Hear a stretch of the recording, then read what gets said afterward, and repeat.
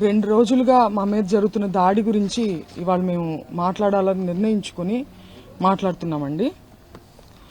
ఆ రోజు ఉదయం ఏ రోజైతే ఈ మొత్తం సంఘటన చోటు చేసుకుందో ఆ రోజు ఉదయం అంబటి రాంబాబు గారు వెంకటేశ్వర స్వామి దర్శించుకోవడానికి టెంపుల్కి వెళ్లారు. మార్నింగ్ దర్శించుకుని తిరిగి వస్తున్న దారిలో, అది ఎటువంటి పోస్టర్లు చించడానికో దేనికో వెళ్లిన కార్యక్రమం కాదండి. దర్శనం చేసుకుని ముగించుకుని తిరిగి వస్తున్నటువంటి సమయంలో మూకుమ్మడిగా అందరూ దాడి చేసి, టీడీపీ కార్యకర్తలు కావచ్చు, వాళ్ళ శ్రేణులు, వాళ్ళ మనుషులు అందరూ ప్రిపేర్డ్ గా చాలా ముందుగా ప్లానింగ్ తో రాడ్లు కర్రలు పట్టుకొని చాలా బహిర్గతంగా, ఒక లా అండ్ ఆర్డర్ ఉన్నటువంటి స్టేట్ లో చాలా బహిర్గతంగా వాటిని పట్టుకొని ఆయన దర్శనం చేసుకుని వెళ్తుండగా ఆయన మీద అటాక్ చేయడం జరిగింది. ఈ అటాక్ చేసే ప్రాసెస్ లో చాలా దుర్భాషలాడడం, చాలా భయంకరంగా నీచమైన లాంగ్వేజ్ ఉపయోగించి మహిళ మాట్లాడడం, ప్రత్యేకించి అది మీరు చూడొచ్చు, వీడియోస్ లో కూడా చాలా సర్క్యులేట్ అవుతుంది, సోషల్ మీడియాలో కూడా చాలా భయంకరంగా ఉందన్నమాట. అది ఒకసారి మీకు ఒకసారి చూపిస్తాను నేను ఆ వీడియో.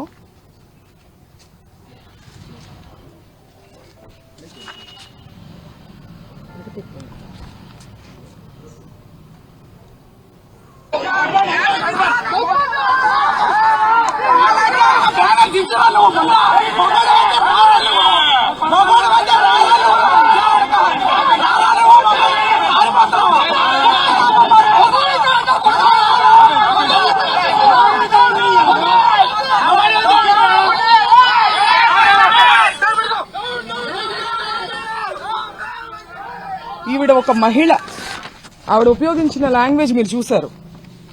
రెచ్చగొట్టి కావాలని ఎటువంటి పదజాలాన్ని ఇవాళ వాళ్ళు ఖండిస్తున్నారో అటువంటి పదజాలాన్ని ముందుగా ప్రథమంగా ఆయన మీద ప్రయోగించి ఆయన్ని రెచ్చగొట్టే ప్రయత్నం చేశారు. ఆ రెచ్చగొట్టిన ఆ హీట్ ఆఫ్ ద మూమెంట్ లో ఆయన ఒక రకంగా రియాక్ట్ అవడం జరిగింది. దాన్ని వెంటనే ప్రెస్ మీట్ పెట్టి, ఇంటికి వచ్చిన వెంటనే కూడా ఆయన ప్రెస్ మీట్ పెట్టి నేను అలా అనుండాల్సింది కాదు అని క్లియర్ గా ఆయన చెప్పారు. నేను అన్నది చంద్రబాబు గారిని కాదు, నేను నా మీద దాడికి వచ్చిన వాళ్ళని నేను అన్నాను. ఆయన ప్రజల చేత ఎన్నిక అవ్వబడినటువంటి సీఎం, ఆయన అనే ఉద్దేశం నాకు లేదు అని ఆయన వెంటనే చెప్పారు. ఇలా చెప్పే దమ్ము ఎవరికుందండి? ఇంతకు ముందు చంద్రబాబు నాయుడు గారు, నేను రాజకీయాలు మాట్లాడాలని కాదు, నేను ప్రత్యక్ష రాజకీయాల్లో లేను, ఈ సందర్భంలో అది ప్రస్తావించాల్సిన అవసరం ఉంది, దానికి ఒక ప్రాముఖ్యత ఉంది. చంద్రబాబు గారు ఒక పబ్లిక్ మీటింగ్ లో మాట్లాడుతూ జగన్ గారిని ఉద్దేశించి ఆయన ఒక మాట అనడం జరిగింది, నీ పుట్టుకే తప్పుడు పుట్టుక అని. ఇది హీట్ ఆఫ్ ద మూమెంట్ లో అన్న మాట కాదండి, చాలా ప్రిపేర్డ్ గా ఒక పబ్లిక్ మీటింగ్ లో ఆయన దీన్ని మాట్లాడారు. దాని గురించి ఆయన ప్రెస్ మీట్ పెట్టి నేను అలా అనుండాల్సింది కాదని ఎప్పుడైనా చెప్పారా? ఇలాంటి ఎగ్జాంపుల్స్ ఇంకా చాలా ఉన్నాయి. కానీ రాంబాబు గారు చెప్పారు, ఆయన అన్నది హీట్ ఆఫ్ ద మూమెంట్ లో, దాన్ని నేను అలా అనుండాల్సింది కాదని ఆయన చెప్పడం జరిగింది. చెప్పిన తరువాత కూడా నేను లీగల్ కాన్సిక్వెన్సెస్ ఫేస్ చేస్తాను, నేను ఎక్కడే ఉంటాను, నేను ఎక్కడికి పారిపోను అని చెప్పిన తర్వాత కూడా ఒక ప్రజాస్వామ్యంలో, ఒక గవర్నెన్స్, ఒక లా అండ్ ఆర్డర్ ఉన్న స్టేట్ లో పోలీసుని పూర్తిగా నిర్వీర్యం చేసి విపరీతమైన దాడులు చేశారు. ఆయన మీద హత్యాయత్నం చేశారు. కత్తులు, కర్రలు. మా నాన్నగారు ప్రెస్ మీట్ ముగించుకుని ఆఫీస్లోకి వెళ్లారు. ఇది అందరూ చూశారు అక్కడ, పోలీసులు, ప్రెస్, అందరికీ తెలుసు. ఇంట్లో లేడీస్ మాత్రమే ఉన్నామని కూడా తెలుసు. లేడీస్ ఉన్న ఇంట్లోకి మగవారిని మూకుమ్మడిగా పంపి, ఈ సందర్భంలో నేను గల్లా మాధవి గారిని అడుగుతున్నాను, ఇది మీకు ఏ నైతిక విలువ ఉందని చెప్పి మీరు క్షమాపణ కోరుతున్నారు అంబటి రాంబాబు గారి దగ్గర నుంచి?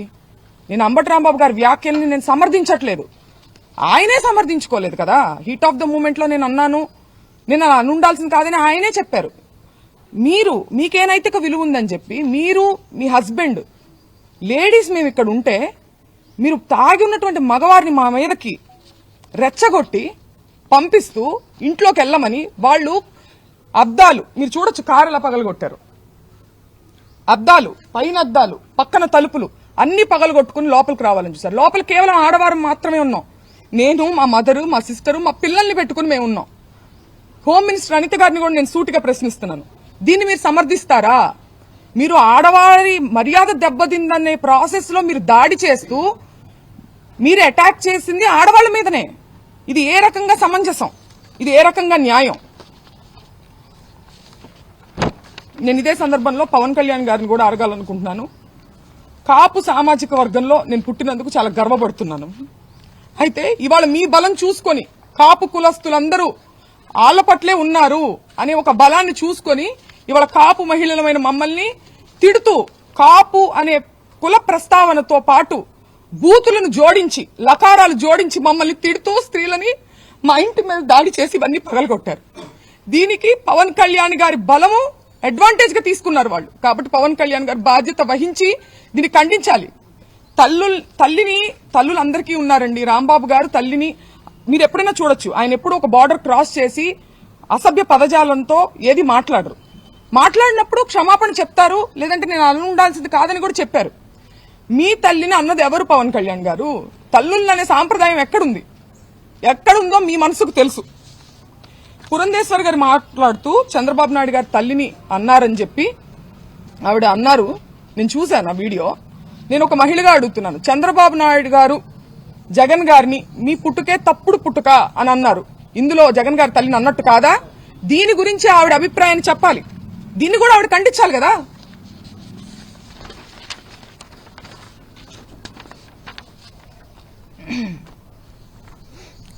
ఒక్కటే చెప్పదలుచుకున్నానండి, మేము వైసీపీ పార్టీ అని చెప్పి ముద్రేసి ఇవాళ పార్టీ అధికారంలో లేదని చెప్పి మేము బలహీనులం అని చెప్పి మా మీద అటాక్ చేస్తూ ఇవన్నీ చేస్తున్నారు. కానీ మీరందరూ గుర్తుపెట్టుకోవాల్సింది ఒకటి ఉంది. అన్నిటికీ మించి ఇది తిరుపతి లడ్డు విషయం దగ్గర మొదలైంది.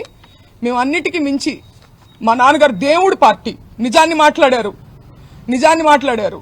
దాన్ని డైవర్ట్ చేసేదానికి ఆయన క్షమాపణ చెప్పినప్పటికీ కూడా ఇటువంటి దాడులు చేసి భయపెట్టి ఆయన దేనికి భయపడరు కాబట్టి ఇంట్లో స్త్రీల మీదకి వెళ్తే ఆయన భయపడతారనే ఒక చీప్ టాక్టిక్ ని ప్రదర్శించి ఇవాళ మా ఇంటి మీదకి వచ్చారు.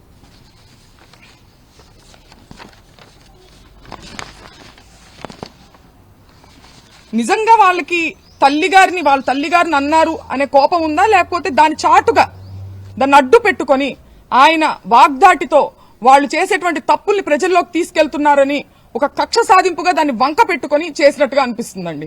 ఎందుకంటే లీగల్ కాన్సిక్వెన్సెస్ ఉంటాయి అంటే నేను ఫేస్ చేయడానికి రెడీగానే ఉన్నారని ఆయన అంటున్నారు. అయినా కానీ 8 గంటల పాటు అండి పోలీస్ బెటాలియన్ ఎంత దూరంలో ఉందని నేను ప్రశ్నిస్తున్నా. చంద్రబాబు నాయుడు గారి గృహం ఎంత దూరంలో ఉంది? 8 గంటల పాటు గ్యాపులుగా తాగి వచ్చి ఒక మహిళ అరుణైనా ఆవిడ పేరు గల్లా మాధవి వీడియో ఇవ్వండి ఒకసారి.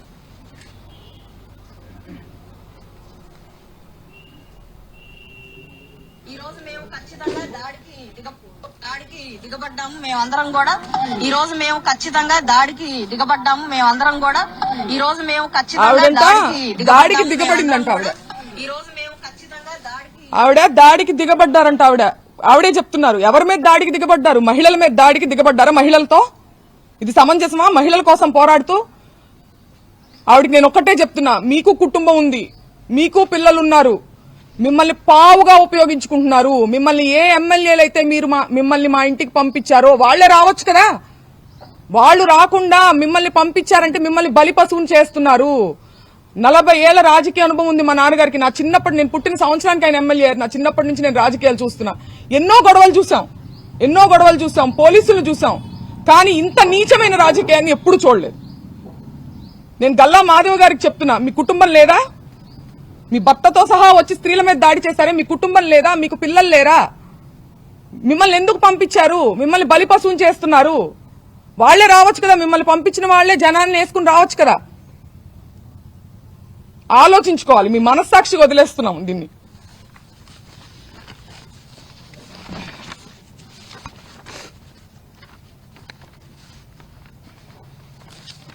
పీకే గారు, పవన్ కళ్యాణ్ గారు చాలా సందర్భాల్లో మహిళల సేఫ్టీ గురించి మాట్లాడడం జరిగింది.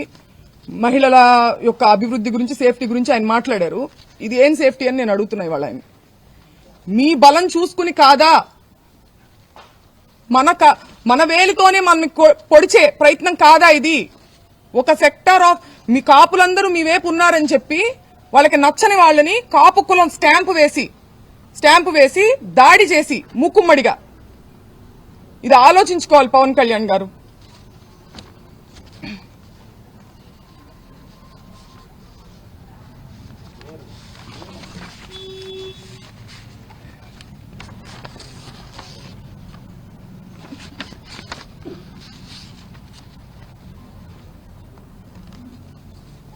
కుటుంబాన్ని టార్గెట్ చేయడం, కుటుంబంలో మహిళల్ని టార్గెట్ చేస్తే అంబటి రాంబాబు గారు భయపడతారనుకోవడం,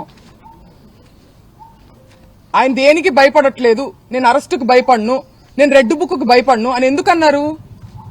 ఆ నిజాయితీ ఆయన దగ్గర ఉంది కాబట్టి, ఆయన కరెక్ట్ గా ఉన్నారు అనే నిజాయితీ, ఒక మోరల్ స్ట్రెంగ్త్ ఆయనకు ఉంది కాబట్టి ఆయన కాన్ఫిడెన్స్ చూపించారు. అంతేగాని ఈ రకంగా ఆయన మహిళల మీదకి వస్తే అయితే మేము మహిళల మీద దాడి చేస్తాం, మీ ఇంట్లో మహిళల మీద, అప్పుడు కూడా నువ్వు భయపడవా అని అనడం ఇది రౌడీజం అవుతుందా, రాజకీయం అవుతుందా? స్టేట్ లో లా అండ్ ఆర్డర్ ఉన్నట్ట అల్లరి మూకల్ని ఎంకరేజ్ చేసి, పోలీస్ వ్యవస్థను పూర్తిగా నిర్వీర్యం చేసి, దగ్గరుండి వాళ్ళని ఎంకరేజ్ చేస్తూ, స్త్రీల మీదకి ఉసిగొల్పుతూ, బయట ఉండి ఒక మహిళా ఆధ్వర్యంలో ఒక మహిళా హోమ్ మినిస్టర్ ఉన్నటువంటి స్టేట్ లో ఇది జరుగుతుంది.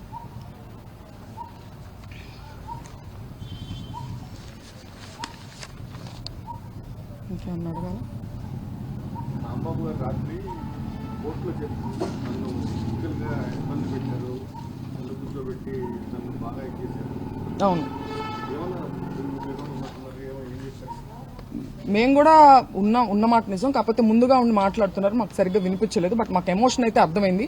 ఆయన చాలా ఇబ్బంది పడ్డారని, ఆయన్ని ఇబ్బంది పెట్టారని చెప్పి అర్థమవుతుంది. అంటే ఏంటంటే ఇప్పుడు మనం ఎంత మేధస్సు, ఎంత చదువు, ఎంత డబ్బు, ఎంత పలుకుబడి సంపాదించినా సరే ఇంకా మేము ఆటవికంగానే ఆలోచిస్తాము, ఫిజికల్ గా అబ్యూస్ చేస్తాము, మహిళల మీదకి వస్తాము, దాడులు చేస్తాము అనేటువంటి ఒక మార్గాన్ని ఎంచుకోవడం అనేది దురదృష్టం. గవర్నమెంటే ఎంచుకోవడం అనేది. ఆ రోజు మార్నింగ్ పూజ చేసుకుని వస్తూ ఉండగా కార్ పైన అటాక్ చేశారు. అక్కడ ఉన్న ఎస్ఐ రాంబాబు గారి పైన కేసు నమోదు చేశారు. ఎస్ఐ ఆ విధులు కట్టడం మరి ఎంత బేబర్స్ జరిగింది కదా. మరి మీ తరఫున ఒక కేసు కూడా మీరు ఇవ్వలేదు? తీసుకోలేదండి, తీసుకోలేదు. మేము పెట్టడానికి ప్రయత్నిస్తున్నాం, పెట్టారు ఆల్రెడీ, ఇప్పుడు కూడా మేము పెడతాము. మా మదర్ కూడా సెక్యూరిటీకి ఇమీడియట్ గా 8 గంటల పాటు జరిగిందండి ఇది దాడి. అంటే ఏదో ఒక క్షణంలో వచ్చేసేసి దాడి చేస్తే వెంటనే పోలీసు వచ్చి కంట్రోల్లో తీసుకోలేకపోయారంటున్నా. తీసుకోలేదు, కావాల్సి తీసుకోలేదు. ఎందుకంటే 8 గంటల పాటు జరగదు కదండి. ఒక లా అండ్ ఆర్డర్ ఉన్న స్టేట్ లో ఎంత దూరం ఉంది ఇక్కడ నుంచి? డీజీపీ ఆఫీస్ కావచ్చు, లేకపోతే పోలీస్ బెటాలియన్ కావచ్చు, ఎంత దూరంలో ఉంది? వాళ్ళు కంట్రోల్ చేసుకోవాలంటే కంట్రోల్ చేయొచ్చు కదా. ఆ రోజు దాదాపు పోలీసులు కూడా ఇక్కడే ఉన్నారు.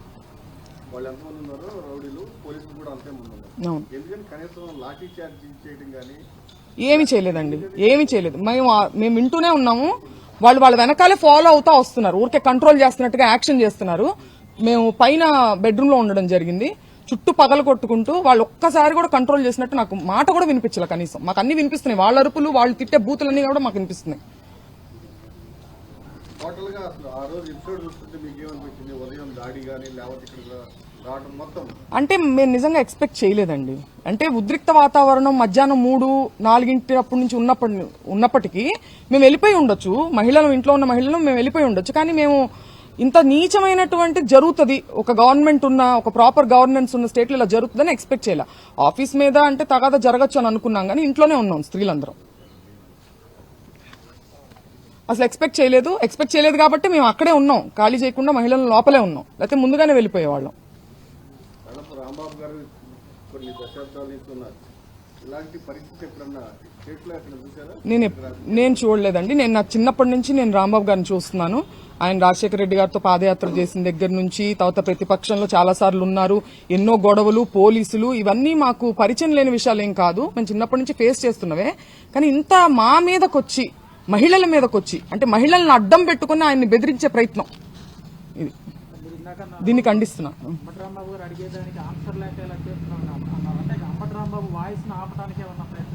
ఖచ్చితంగా అదే కదండి. అంబటి రాంబాబు గారు ఎక్కడా దొరకట్లేదు. ముందుగాని ఇప్పుడు దొరికింటే ఎప్పుడో ఆయన ఇబ్బంది పెట్టేవాళ్ళు, ఎక్కడా దొరకట్లేదు. పైగా నన్ను అరెస్ట్ చేయండి అనే ఒక కాన్ఫిడెన్స్ ని ప్రదర్శిస్తున్నారు. అరెస్ట్ చేయండి అనే కాన్ఫిడెన్స్ ఎక్కడి నుంచి వస్తుందండి? మనం ఏం తప్పు చేయలేదన్నప్పుడే కదా అంత కాన్ఫిడెంట్ గా ఉంటాం. అది ఇప్పుడు ఏంటంటే ఆయన, నేను అలా ఉండాల్సింది కాదని చెప్పినప్పటికీ ఇంతకు మించి ఆయన ఎక్కడా పట్టుకోలేము. దీన్ని పట్టుకొని మనం అడ్వాంటేజ్ తీసుకొని మనం కక్ష సాధింపు చేయాలి. తల్లిగారిని అన్నారనే బాధ ఉన్నవాళ్ళు, వాళ్ళ పార్టీలో ఉన్న వాళ్ళు కూడా అలాంటి బూతులు తిట్టకూడదు కదా వేరే పార్టీ వాళ్ళని. సో అదేంటంటే అది ఒక సాకుగా ఉపయోగించుకుంటున్నారు వాళ్ళు, అంతే. రాంబాబు గారు అనలేదు, క్లియర్ గా అనలేదని ఆయనే చెప్తున్నారు. నేను చంద్రబాబు గారిని అనలేదు, నేను నా మీదకి దాడికి వచ్చిన వాళ్ళని అన్నాను. ఆవిడ ఎలా మాట్లాడుతున్నారో మీరు అందరూ చూస్తున్నారు. ఆ మహిళ గతంలో కూడా నాన్నగారు ఇలానే కేసులు కట్టిన టైంలో కూడా ఎస్పీ కార్యాలయం ముందు నిరసన దీక్ష చేపట్టారు, రికార్డులు పట్టుకున్నారు న్యాయం కోసం. సేమ్ అదేవిధంగా మీరు కూడా తిరిగి మళ్ళీ డీజీపీ ఆఫీస్కి వెళ్తారా? మేము ఒక వ్యవస్థ ఉందండి, ఆ వ్యవస్థ మీద నమ్మకం పోయే పని వాళ్ళు జరిగింది. బట్ స్టిల్ మేమేం చేయాలో అది చేస్తాం. ఒక లా అండ్ ఆర్డర్, ఒక గవర్నెన్స్ ఉన్నప్పుడు యాజ్ పర్ ద కాన్స్టిట్యూషన్ మేము ఏం చేయగలమో మేము అది చేస్తాం. కేంద్ర మంత్రి అంబటి రాంబాబు సినిమా చూపిస్తాము అని చెప్పడం గమ్మతాన్ని ఎట్లా చూస్తారు? చాలా ఘోరం అండి. I'm a doctor to, I respect him as a doctor. But ఆయన అంత పేరు ప్రఖ్యాతి సంపాదించి అంత చదువుకొని ఇంకా ఆటవికంగా సినిమా చూపిస్తాము. మీరు చూపించేది ఏంటండి సినిమా? మీరు లా ఫాలో అయ్యే వాళ్ళైతే లానే చూపించింది సినిమా. మీరు ప్రత్యేకించి మీరు చూపించాల్సిన అవసరం లేదంటే మీరు వార్నింగ్ చేస్తున్నారు. ఎవరిని వార్నింగ్ చేస్తున్నారు? అంబటి రాంబాబు గారిని వార్నింగ్. సినిమా చూపించడం అంటే వాళ్ళ ఇంట్లో ఆడవాళ్ళని అటాక్ చేయడమా? డాక్టర్ అను గారు దీనికి సమాధానం చెప్పాలి. వాళ్ళ వైఫ్ ఎవరైతే ఉన్నారో ఆవిడ సమాధానం చెప్పాలి దీనికి. వాళ్ళ పెమసాని గారు మాట్లాడిన దాన్ని సమర్థిస్తారేమో ఆవిడ. నేను అడుగుతున్నాను ఆవిడని. మహిళల్ని అంటే మాకు సినిమా చూపించారు వాళ్ళు, రాంబాబు గారికి కాదు. ఇంట్లో ఉన్నటువంటి మా అమ్మగారు సాధారణ గృహిణి, మేము రాజకీయాల్లోకి మాకేం సంబంధం లేదు. మాకు చూపించారు వాళ్ళు సినిమా. బహుశా ఇదే అనుకుంటా ఆయన హెచ్చరిక ఇండైరెక్ట్ గా. 5 గంటల నుంచి రాత్రి 12 గంటల వరకు ఎలా ఉందండి మీ పరిస్థితి? లోపల మీ అమ్మగారు పిల్లలు భయభ్రాంతులండి, చిన్న పిల్లలు ఉన్నారు. మా అమ్మగారు ఇప్పుడు మేమంటే తట్టుకోగలుగుతాము, ఆవిడ ఇప్పుడు భావోద్వేగాలకు గురై ఏమన్నా అయితే ఎవరు రెస్పాన్సిబిలిటీ? వాళ్ళు గ్యాపులుగా లోపలికి ఎంటర్ అవడానికి ట్రై చేస్తానే ఉన్నారు. అన్ని మీరు చూడొచ్చు ఎలా పగలు కొట్టారో, బ్యాక్ సైడ్ కూడా మీరు చూడొచ్చు.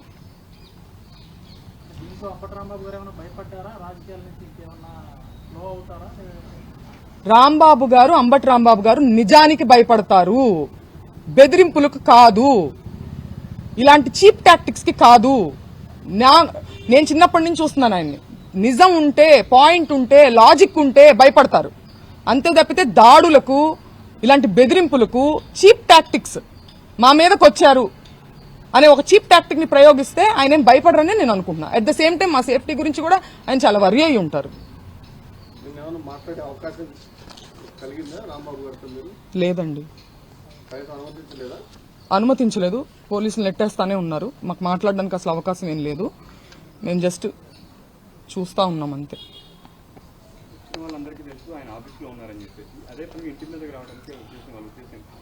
ఆవిడ డైరెక్షన్, గల్లా మాధవి గారి డైరెక్షన్.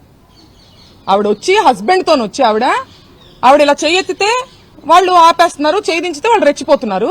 అక్కడ ఉన్న మగవారందరూ అరుస్తున్నారు, వైసీపీ కార్యకర్తలు. ఇంట్లో లేడీస్ ఉన్నారండి, వెళ్ళొద్దండి అని మీరు వీడియో క్లిప్పింగ్స్ లో చూడొచ్చు. అయినా కూడా ఆవిడ తాగిన వాళ్ళని, బూతులు తిడుతున్న వంటి వాళ్ళని ఆవిడ పంపించారు లోపలికి. వాళ్ళు తెలుసు, క్లియర్ గా అక్కడే ఉన్నారు కదా. పోలీస్ అంతా ప్రొటెక్షన్ కి అక్కడే ఉన్నారు, ప్రెస్ అక్కడే ఉంది, కార్యకర్తలు అక్కడే ఉన్నారు. ఇంట్లో ఎవరు ఉంటారండి ఆ టైంలో? జెంట్స్ కూడా లేరు. ఎందుకు పంపించారు? ఈయన బెదిరించడానికి, ఈయన మానసికంగా ఇబ్బంది పెట్టడానికి, మహిళలను అడ్డం పెట్టుకుని వాళ్ళ ఇంట్లో మహిళలను బెదిరించి అడ్డం పెట్టి భయపెట్టడానికి. ప్రెస్ మీట్ అయిన తర్వాత 4 గంటలకు వచ్చి ప్రెస్ మీట్ చెప్పారు, లోపలికి వెళ్ళిపోయారు. కార్యకర్తలంతా రాంబాబు గారిని చూడటానికి వచ్చారు. కార్యకర్తలందరినీ పోలీసులు పంపించేసిన తర్వాత వాళ్ళు వచ్చారు. ఎలా చూస్తారు? ఎవరు వచ్చారంటున్నారు? టీడీపీ వాళ్ళు వచ్చారు, వైసీపీ అవును, పంపించేశారు. వాళ్ళు టీడీపీ వాళ్ళు ఎవరైతే దాడి చేస్తున్నారో వాళ్ళని ప్రొటెక్ట్ చేయడానికి వచ్చిందండి పోలీసు. మమ్మల్ని ప్రొటెక్ట్ చేయడానికి కాదు. వాళ్ళకి కోఆపరేట్ చేస్తూ, వాళ్ళకి దాడి చేయడానికి పరిస్థితులను అనుకూలంగా మలుస్తూ అలా ఆ ఫెసిలిటీ అంతా క్రియేట్ చేశారు. వాళ్ళకి గ్రౌండ్ ప్రిపేర్ చేయడానికి యాక్ట్ చేసింది పోలీసు.